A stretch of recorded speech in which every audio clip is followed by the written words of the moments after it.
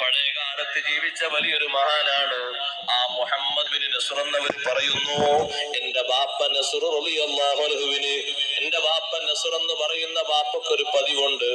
നാട്ടിൽ എവിടെ ജനാസ നിസ്കാരം കിട്ടിയാലും ബാപ്പ പോയി നിസ്കരിക്കുന്ന പതിവുണ്ട്. ഒരു മുഅ്മിനായ മനുഷ്യൻ, മുസ്ലിമായ മനുഷ്യന്റെ ജനാസ നിസ്കാരത്തിൽ സ്ഥിരമായി ബാപ്പ പങ്കെടുക്കുന്നു.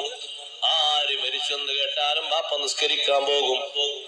ഞാൻ അതിനെ സംബന്ധിച്ച് ബാപ്പയോട് ചോദിച്ചപ്പോ നസ്ർ എന്ന് പറയുന്ന എന്റെ ബാപ്പ പറഞ്ഞ മറുപടി, മോനെ, ഞാൻ എങ്ങനെ നിസ്കാരത്തിൽ പങ്കെടുക്കാൻ പോകുന്നത്? ഈ മരിച്ചവരിൽ ഒരുപാട് നല്ല നല്ല മഹത്തുക്കളുണ്ട്.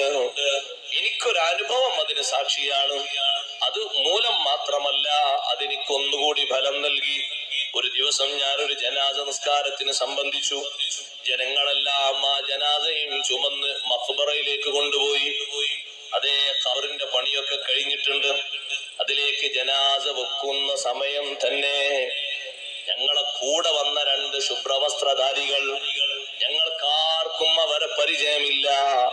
രണ്ടാളുകൾ ആ ജനാസയെ ഖബറിലേക്ക് വെച്ചപ്പോൾ അവരും കൂടെ ഇറങ്ങി. അവരല്ല ഖബർ കുഴിച്ചത്, അവരല്ല തൊഴിലാളികൾ, ഇവര് വേറെയാണ്.